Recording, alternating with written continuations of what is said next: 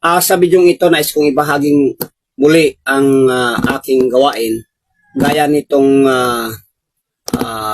pintuan na kung saan ay gawa sa plywood.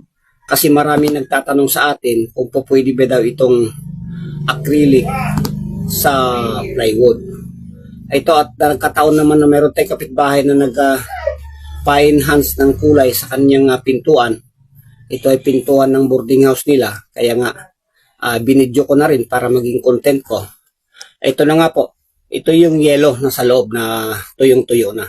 So, papatungan kong ito ng kulay na brown. Brown cup. At spin ko na ng ganito. Kaya nga, ang nagtanong, kung bakit daw hindi dahan-dahan at hindi tuwid yung aking pag-aspi. Natural po yan kasi wala naman tuwid na grano ng kahoy eh. Kaya ito at isa pa, medyo na kasi nanginginig na ang kamay ng inyong tagapagawa ng ganito. Kaya ganito na. Pangalawa, madulas kasi yung ating pintura no, sa taas. Kaya sa kabuuan naman ito ay maganda naman ang resulta at kaaya-aya. Ang acrylic nga lang sa kahoy ay hindi masyadong makintab